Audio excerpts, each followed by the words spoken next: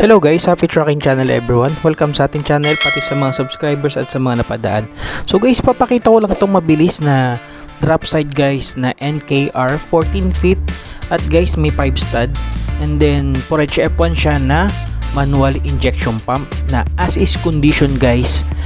Dito yan sa Subic. As you can see guys, wala pa pong nagagalaw sa unit. Ayan guys, 14 feet, wala pa po siya nagagalaw dyan sa unit na yan.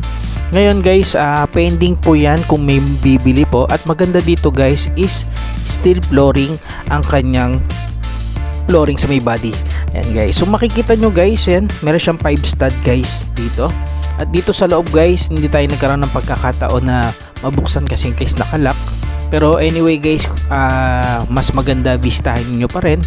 But anyway guys, ang nais ko lang sa inyo ipakita guys kung gaano siya kasariwa guys. Kung hanap nyo NKR at hindi naman ganun kalaki. And R16 po, yan ang kanyang size ng gulong sa harapan. Tapos dito guys, we try our best na makita pa rin yung ng loob ng cabin. Pero guys, ito yung tangke niya. May malaki siyang tangke na assist din yan guys. At ito guys yung sa may chassis niya, nakikita nyo guys, no, ang sariwa po ng chassis niya. Kadalasan naman kasi ng mga elf kasi sariwa naman talaga. At dito guys, sa may gulong niya sa likod, maliit lang siya guys. Ayan, ang maliit lang, hindi siya kagaya ng R60 na gulong guys. Ito yung gulong niya, 107/105 5L. Ayan, tapos dito guys, ang maganda lang dito guys, yung sa may muffler niya, no, ang kulit maganda yung sa may muffler niya. Meron din siyang spare tire. Pero sa makikita ko guys, perfect yung unit kung as is Japan surplus na truck ang hanap nyo guys.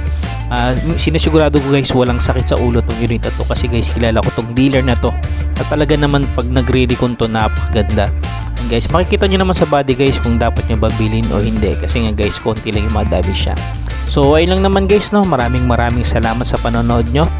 So huwag nyo kalimutan mag-like and mag-subscribe sa ating channel. So happy trucking channel everyone. Thank you, bye-bye, and God bless.